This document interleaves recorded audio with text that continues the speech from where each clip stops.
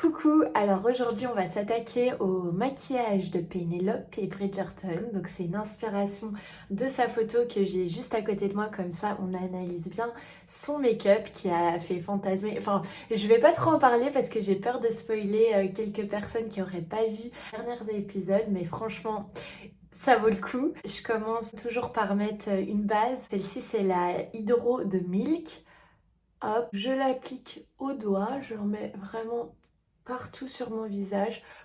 Franchement, cette base, mais c'est vraiment une pépite. Toutes les bases que j'ai essayées, à chaque fois, j'ai des allergies, j'ai des plaques avec plein de boutons, enfin bref, des allergies.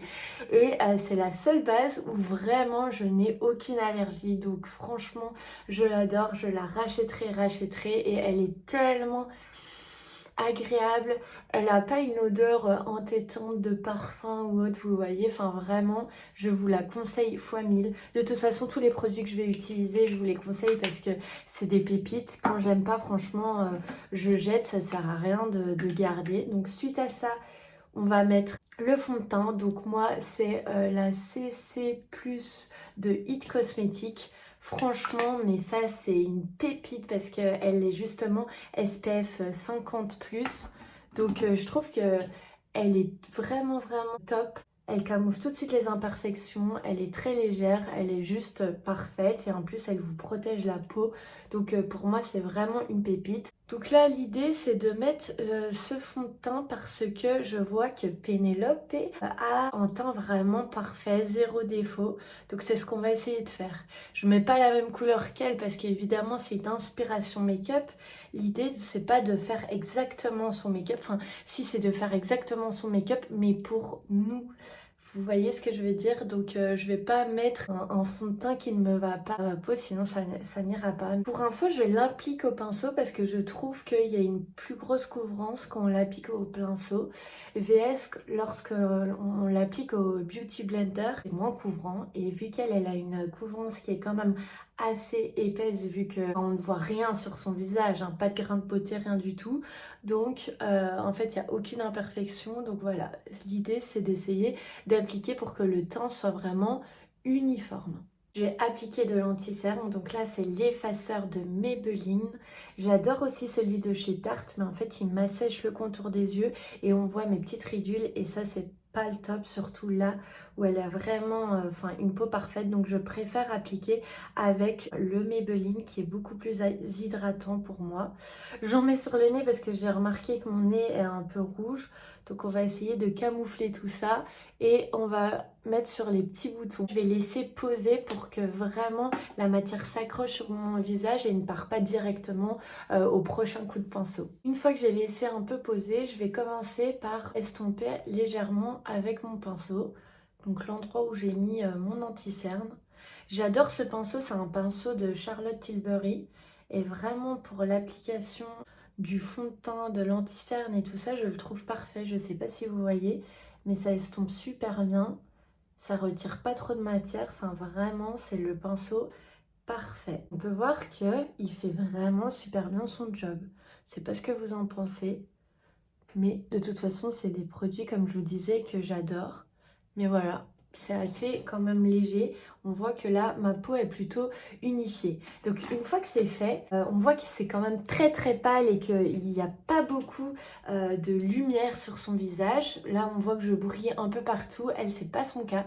Donc on va de toute façon aussi pour fixer la matière, on va appliquer de la poudre libre. Moi, c'est la poudre Fenty, donc la Butter de Fenty Beauty. Donc je la presse bien au maximum. Voilà. Et hop, on l'applique pour que le teint soit vraiment unifié, surtout mat, et que tout le fond de teint et ce qu'on a appliqué tienne bien toute la journée. Là, on peut voir déjà, rien qu'en faisant ça, je sais pas si vous voyez, mais que c'est tout de suite, ici on voit que c'est brillant, et ici tout de suite c'est beaucoup plus mat. Donc c'est parfait. J'hésite pas à en appliquer quand même pas mal, surtout que ça va permettre un peu de pâlir mon teint. Donc ça c'est plutôt cool. vu qu'elle a le teint assez pâle et de toute façon, je suis pas quelqu'un extrêmement bronzé, donc il n'y a pas de souci. Pour la poudre, alors là, c'est ce que, enfin je vous disais, j'utilise que des choses pépites, mais du coup pour la poudre, c'est pas vraiment un coup de cœur pour moi. J'ai beaucoup entendu parler de la Huda Beauty et de la Givenchy, il faudra que je teste, mais en fait j'ai pas envie de les acheter parce que vous voyez, j'ai déjà énormément de poudre et moi ça me fait ça me fait vraiment mal au cœur de devoir acheter alors que j'ai déjà tout ça à finir. Donc je vais déjà finir tout ce produit et puis ensuite j'irai acheter. Donc voilà, c'est pas vraiment qu'elle est mauvaise, mais elle est pas non plus extraordinaire. Donc pour le coup, c'est une bonne poudre, mais je me dis pas waouh en l'utilisant. Une fois qu'on a ce teint assez pâle, on va appliquer un petit blush comme ceci. Assez rosé, mais on voit qu'elle en a mais extrêmement légèrement sur la peau. Donc ce que je vais faire, c'est j'en prélève et je vais venir ici déjà l'estomper sur ma main pour qu'il y ait vraiment presque rien qui s'applique. Exactement comme là. Je sais pas si vous voyez la différence. Très jolie. Et on voit vraiment que c'est ça qu'elle a, quoi. Elle en a vraiment pas plus. Parce que ce blush est vraiment extraordinaire, mais du coup, il est très pigmenté, donc il faut vraiment en appliquer légèrement. Et pour ça, je vous propose cette technique de d'abord tapoter le dos de votre main. Et donc voilà, là je pense qu'on est plutôt bien, c'est rosé mais pas trop. On peut voir qu'elle n'a pas des sourcils qui font effet naturel, mais plutôt des sourcils très intenses. Donc pour ça, je prends sans hésitation la Deep Pro Pommade de chez Anastasia Beverly Hills. Donc là, je viens tout simplement dessiner mes sourcils. Ils sont quand même assez épais les siens. Donc j'hésite pas à y aller, quoi. Tout en harmonisant avec mon visage. Je vais pas non plus trop faire épais. En fait, essayez de faire tout simplement comme ce que vous avez entre guillemets à la base, la forme de votre sourcil. L'idée quand on s'inspire dans le make-up, c'est pas de faire exactement voilà, la même taille, la même longueur de sourcil, c'est de s'en inspirer, mais tout en inspirer des couleurs, inspirer de la forme, mais tout en gardant déjà ce qu'on a à la base, parce que sinon ça ne va pas s'harmoniser avec notre visage. La nature est si bien faite que ce qu'on a sur notre visage est censé être ce qui nous correspond le plus. Et là, El Pipi, il y a El Pipi c'est mon petit chien qui vient nous dire bonjour. Je vais vous la prendre. Bonjour, mon petit loup. Dis bonjour. Coucou. Voilà, oh là là, il faut qu'elle aille chez le coiffeur, ce gros choupi. Voilà, je vous présente mon petit cœur de beurre. Elle est pas trop belle. Mon petit bébé, qu'est-ce que tu faisais par ici? C'est mon petit chien que j'ai adopté à la SPA et il est souvent auprès de moi. Du coup, ça, c'est assez sympa. Voilà, je suis plutôt assez satisfaite de mes sourcils.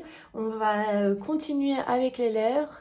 Donc pour ça, j'utilise le Whirl de chez MAC qui a un effet assez marronné rosé parce que je trouve qu'ils sont assez marronnés et rosés à l'intérieur. Donc ce que je vais faire, c'est appliquer ce crayon au contour de mes lèvres. Voilà. Pour apporter ce côté assez marronné et je prendrai un rouge à lèvres qui est assez rosé pour contraster légèrement. Parce que là, on peut voir ce qu'elle a, c'est du rouge à lèvres plutôt que du gloss ou autre chose. Ce qui a un effet qui est quand même assez brillant. Désolée, c'est pas facile de mettre tout en parlant.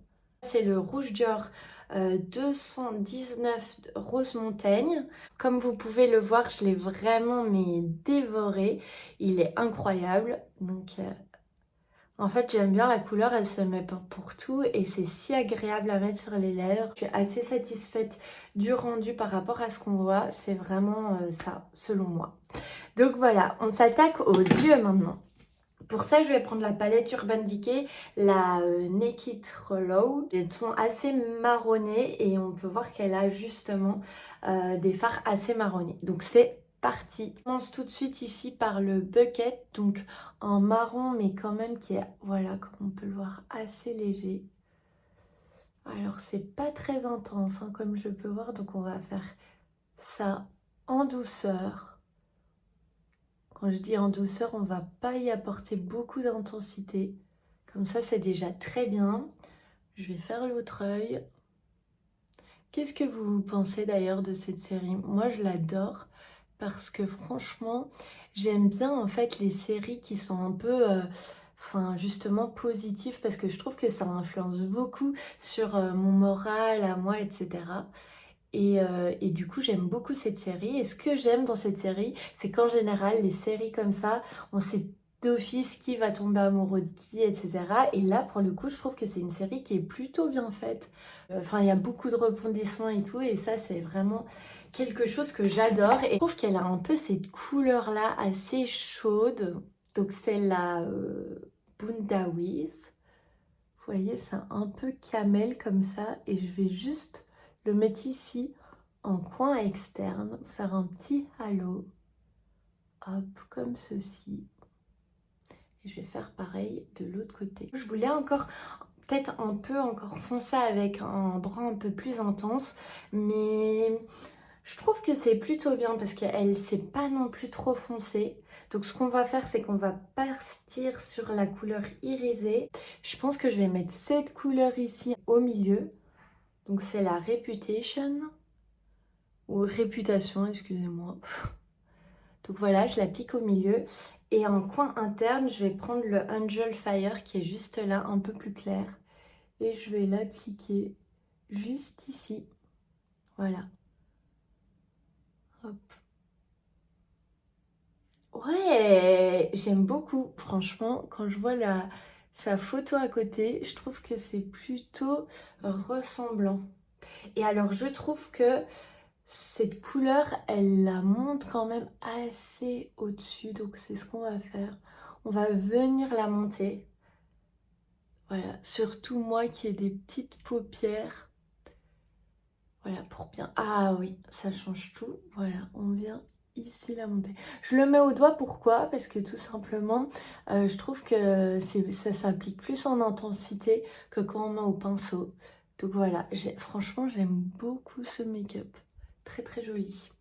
Prendre un pinceau biseauté, je vais prendre le fard ici marronné et je vais l'appliquer là au ras des cils. Parce que je vois qu'elle a ça. En fait, elle n'a pas de crayon dans la muqueuse, mais elle a en ras des cils plutôt marronné, exactement comme ça. On voit qu'elle a quand même un léger trait d'eyeliner, mais qui est très très fin. Donc pour ça, je prends juste un miroir et voilà, je regarde en bas pour pouvoir l'appliquer au plus ras de mes cils. Je vois qu'elle a un petit trait, mais vraiment très léger. Donc là, je suis mon ras des cils inférieur et je fais un petit trait, mais je dépasse pas ma paupière. Hop. Ok. Une fois que c'est ça, je vais quand même essayer de relier ce petit trait pour que ça soit assez harmonieux. Nickel. Je vais repasser avec mon eyeliner. Donc ça, c'est aussi la technique pour que votre eyeliner tienne vraiment bien. L'idée, c'est n'hésitez pas à poudrer avant. Donc voilà, je vais le passer, mais très léger. Parce que ce que je vois, c'est qu'elle a mis des faux cils. Et souvent, pour que ça puisse vraiment être en harmonie, l'idée, c'est de faire un petit trait d'eyeliner pour qu'on ne voie pas justement la frange des cils. Désolée si vous entendez un petit bruit derrière moi. Je sais pas si vous entendez, c'est Elpi qui boit, le petit chien que je vous ai présenté tout à l'heure. Parce que j'en ai deux justement. Mais ça c'est Elpi et elle boit vraiment très très fort. Donc excusez-moi si ça vous dérange. J'espère que vous aimez bien le look jusqu'à présent. Franchement, il est trop trop beau. Moi, j'adore m'inspirer des make-up de gens que je vois à la télévision ou même, vous savez, quand je suis dans le métro, j'adore regarder le maquillage des gens et d'essayer de reproduire ce que vous voyez et ce que vous faites sur vous. Ça rend jamais pareil et parfois ça donne des super idées. Et franchement, je suis assez fan de ce look. Je vois qu'elle a du mascara au-dessus et en dessous, donc j'hésite pas. Et voilà, le mascara est mis. Donc là, je vais mettre une tranche de faux cils parce que je vois qu'elle est là sur la photo. Enfin, on peut apercevoir des faux cils, mais très naturels. Donc j'ai été chez Sephora et ceux-là étaient les plus naturels. J'ai vu avec la conseillère de vente. Donc assez cool. J'espère qu'ils sont bien. Oula! Alors, attendez que je décolle tout ça. Ils ont l'air très légers. D'habitude, j'ai l'habitude d'utiliser les Huda Beauty. Là, j'avoue qu'ils m'ont l'air très fragiles.